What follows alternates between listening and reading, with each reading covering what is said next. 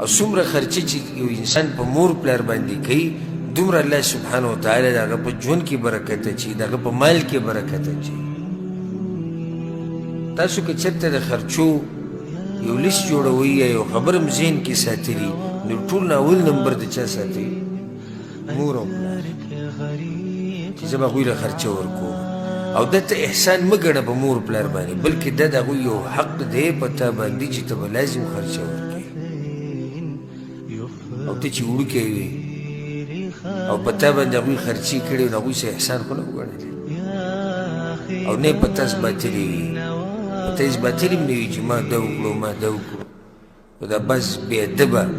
او بدتمیزه چې د پلار مور سره خبرې کوي نو هغوی ته وي تاسو له مې دا وکړو په تا مې دومره خرچه وکړو او بل اوس مې دومره راولېږي. چېرته تا ته یې داسې ویلي ته چې وړوکی وې څومره خرچې په تا باندې کړې ده د دغه وخته پورې رارسېده، بلکې د اوسه پورې ډېر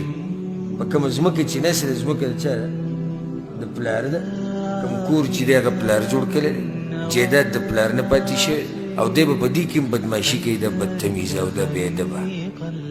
او پلار ته به وایي ما په تا باندې خرچه وکړه او مور ته به وایي ما په تا باندې خرچه وکړه. په بچي باندې خرچه د مور پلار څه ده؟ لازم ده چې کله دا بچی بالغ شي او زورور شي او مور پلار بوډاګان شي نو دی به د مور پلار خیال ساتي. نو دا به پکې نه وي چې تاسو ولېږه یو ورور دی بل ته ټلیفون کوي تا ونه څه ولېږلی وي او ما خو لېږلي وو 200 روپۍ مې لېږلې وي دی ورته ټلیفون کوي او بل در لېږلي دي یا دی تقسیم کړي دا مور پلار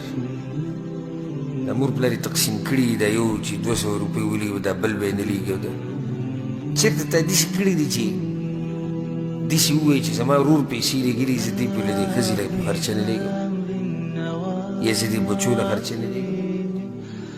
چېرته به داسې نه وي او چې د مور پلار مسله راشي بیا موږ دا خبرې کوو ورور لېږلي دي او تره لېږلي دي او پلاني لېږلي دي.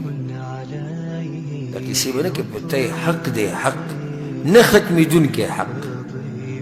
نه ختمېدونکی. څنګه دوه خبرې یادې ساتي. اولنۍ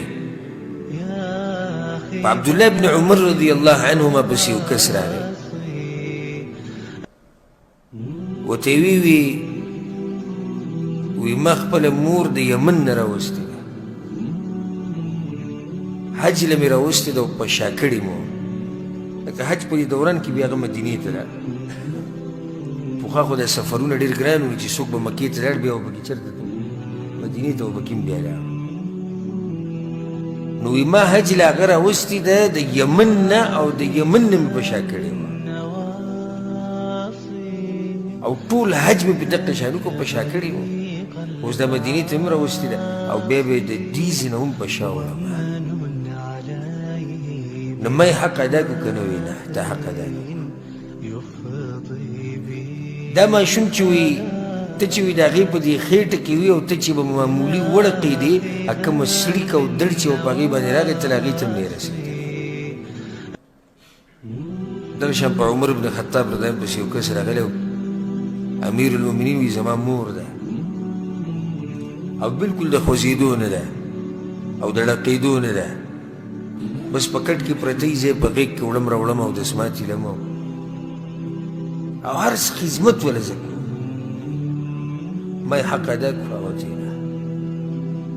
هغه ته امیر المؤمنین ډېره عجیبه خبره دې وکړه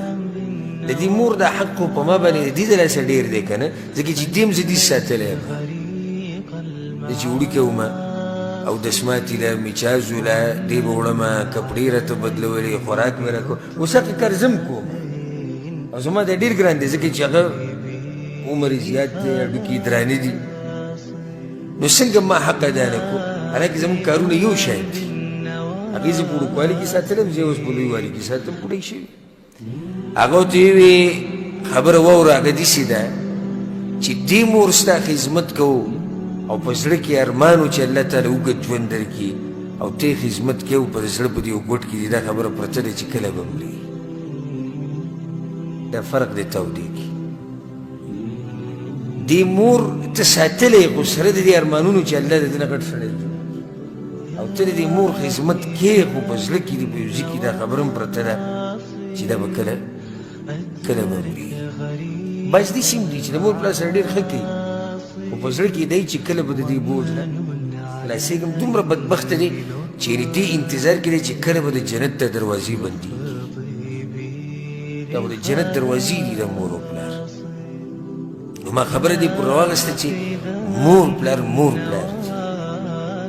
که د کافرانو هم دې ښه به ورسره کوې